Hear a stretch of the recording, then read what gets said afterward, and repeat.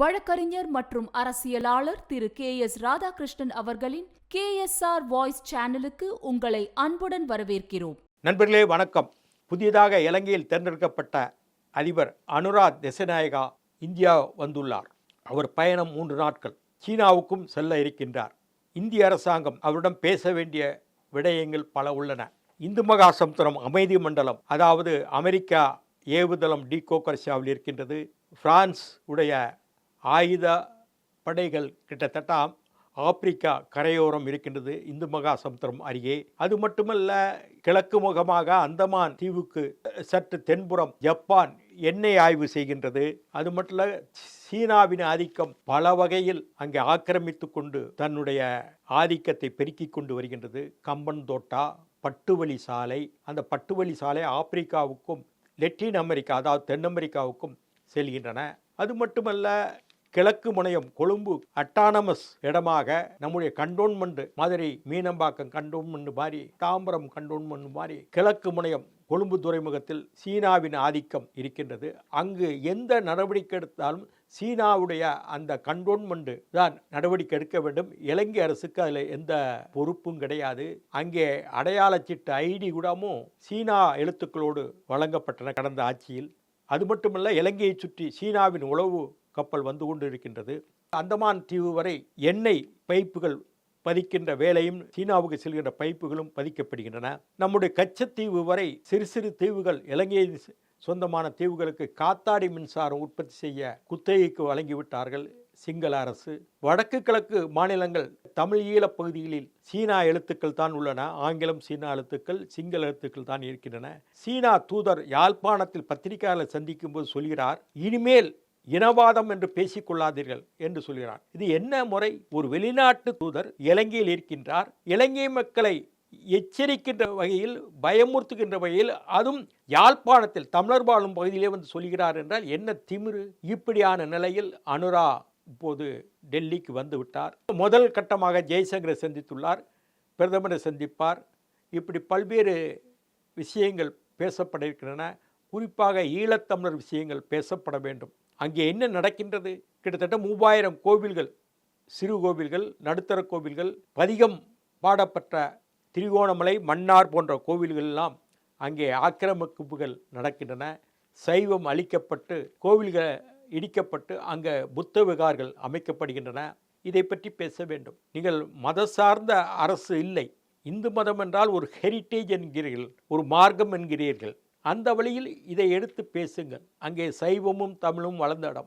இதை இந்திய அரசு பேச வேண்டும் அனுராவிடம். அனுராவுடைய கட்சி எப்படிப்பட்ட கட்சி? சீனா ஆதரவு கம்யூனிசம், அதே மாதிரி புத்த மதத்தை ஆதரிக்கின்ற தீவிரவாத ஒரு கட்சி. இப்படிப்பட்ட கட்சியில் இருந்தவர் இன்னைக்கு அதிபராகியுள்ளார். ஆரம்ப கட்டத்தில் இவர்கள்தான் பண்டாரநாயகாவை எதிர்த்து போராடினார்கள். கலவரம் வெடித்தது. இந்திரா காந்தி இங்குள்ள இராணுவத்தை அனுப்பி ஜேவிபியுடைய ஆர்ப்பாட்டத்தை தென் இலங்கையில் கட்டுப்படுத்தி பண்டாரநாயகா ஆட்சிக்கு பாதுகாப்பாக சில காலம் அங்கே இந்திய இராணுவத்தை இருக்க வைத்தார். இதெல்லாம் நன்றி மறந்துட்டாங்க பண்டாரநாயகா. அன்றைக்கு இந்த ஜேவிபி கடுமையாக பண்டாரநாயகா எதிர்த்து கலவரம்லாம் செய்தார்கள். தீவிர புத்தமயம், இன்னொரு பக்கம் மாவே கொள்கைகள் எப்படி ஒத்து வரும்? தீவிர புத்தமயம் இருப்பவர்கள் மாவோ கொள்கைகளை எப்படி ஏற்றுக்கொள்ள முடியும்? மாவோ கொள்கையை வைத்துக் கொண்டால் புத்தமயத்தில் இருக்க முடியாது, புத்தமயத்தில் இருந்தால் மாவோ கொள்கையை ஏற்றுக்கொள்ள முடியாது. அந்த அமைப்பை சேர்ந்ததுதான் அனுரா இளைஞர். நான் இவரை ஒரு முறை சந்தித்துள்ளேன். 90இல் கொழும்பில் நடந்த மனித உரிமை மாநாடு என்று நினைக்கின்றேன். அப்போது சர்வதேச மாநாடு. அப்போது 2 சீட்டுகளுக்கு முன்னாடி அவர் அமர்ந்திருந்தார். அவரோடு பேசினேன். கிட்டத்தட்ட 92, 93 கட்டம் அது என்று நினைவு. அருமையான இளைஞர், எளிமையான நபராக இருக்கின்றார். அரசியலுக்கு அப்பாற்பட்டு, இனவாதத்துக்கு அப்பாற்பட்டு அவரை அழைத்துள்ளோம். நல்ல மனிதராக இருந்தால், அனுரா ஒரு டைனமிசம் இருந்தால், ஈழத்தமிழர் பிரச்சனையை அவர் கவனிக்க வேண்டும். இனி என்ன? தேர்தல் முடிந்து விட்டது, ஜேவிபி ஆட்சிக்கு வந்து விட்டது. இந்திய அரசாங்கம் இவர்கிட்ட என்ன பேசணும்? அனுராகிட்ட பிரதமர், இந்த பாருங்க, அங்கே இருக்க தமிழர் பாதிக்கப்பட்டிருக்காங்க, அவங்களுக்கு தீர்வு ஏற்படுகின்ற வகையில் ஒரு அரசியல் தீர்வு வரணும். அதற்கு அவங்க பொது வாக்கெடுப்பு நடத்தணும்னு நினைக்கிறாங்க, ரெஃபரண்டம். நீங்கள் என்ன சொல்கிறீங்க? ஒன்று. அதே மாதிரி அங்கே இன அழிப்பும் தமிழ் இன கலாச்சார அழிப்பும் நடந்தது. அதற்கு ஒரு சர்வதேச சுதந்திரமான விசாரணை வேணும்னு கேட்குறாங்க. அதுக்கு நீங்கள் என்ன சொல்ல போகிறீங்க? சரி, இறுதிப்போர் முள்ளிவாய்க்கால் இறுதிப்போர் 2009 நடந்தபோது பல பேர் காணாமல் போயிட்டாங்க. அவங்க எங்கே இருக்காங்கன்னு கண்டுபிடிச்சு அவங்க உறவுகாரங்களிடம் ஒப்படைங்க. அது மட்டுமல்ல, 2009 கைது செய்யப்பட்ட தமிழ் இளைஞர்களை விடுதலை செய்யுங்கள். இன்றைக்கு வடக்கு கிழக்குள்ள இராணுவத்தை திரும்ப பெற்றுக்கொண்டீர்கள், நன்றி, சந்தோஷம்தான். அந்த நிலங்கள், அதாவது காணி நிலங்கள், விவசாய நிலங்கள் இராணுவம் ஆக்கிரமித்து கொண்டு முகாம் அலுவலகங்களையும் கட்டடங்கள் கட்டிய அந்த நிலங்களை சீர் செய்து அதை உடைய சொந்தக்காரர்கள் அது உரிமையாளரும் ஒப்படைக்க வேண்டும். அதுக்கு என்ன சொல்ல போறீங்க? நாங்கள் இந்திய அரசாங்கம் இவ்வளவு பணம் கொடுத்தோம், தமிழ் மக்களுடைய நலன் கருதி, அங்குள்ள ஈழ மக்களுடைய நலன் கருதியும், அதே மாதிரி மலையகத்தில் உள்ள மக்களுக்காக வீடு கட்ட சொல்லியும் கொடுத்தோம். அதே மாதிரி இங்கே 40,000 வீடு வடக்கும் கிழக்கும் கட்ட சொல்லி கொடுத்தோம். மாணவர்களுக்கு சைக்கிள் கொடுக்க வேண்டும், பள்ளிக்கூடம் சொல்கின்ற மாணவர்களுக்கு, விவசாயிகளுக்கு டிராக்டர் கொடுக்க வேண்டும் என்றுதான் சொன்னோம். அதே மாதிரி திரிகோணமலையில் பல்வேறு திட்டங்களை நிறைவேற்றப்பட வேண்டும் என்று சொன்னோம். ஆனால் நீங்கள் என்ன செஞ்சீங்க? ராஜபக்சே காலத்தில் நாங்கள் கொடுத்த பணத்தை கொண்டு வந்து காலி, அதாவது ராஜபக்சே தொகுதி பக்கத்தில் ரயில்வே நிலையத்தை கட்டினங்க. அது என்ன முறை? நாங்கள் கொடுத்த பணமெல்லாம் வடக்கு கிழக்கு உள்ள ஈழப்பகுதியிலும் அதே மாதிரி மலையகத்திலும் செலவு செய்யாமல் நீங்கள் போய் உங்கள் சிங்கள பகுதியில் செலவு செய்யுங்கன்னு அர்த்தம் என்பதெல்லாம் இன்றைக்கு டெல்லியில் உள்ள அதிகார வட்டம் அனுராடம் பேச வேண்டும். இப்போ இந்த முதல் பயணம் அவருக்கு, இதில் என்ன நடக்கப் போகிறது, இதற்கு பிறகு என்ன நடக்கப் போகிறது என்று நாம் பார்த்துவிட்டு தான் அடுத்த கட்டத்துக்கு ஈழத்தமிழ் ஆதரவாளர்கள் செல்ல முடியும். இந்தியாவுக்கும் இலங்கைக்கும் நடந்த பேச்சுவார்த்தைகளில் உள்ள முன்னேற்றம் என்ன என்று அறிந்த பின் எல்லாமே தெரியும்.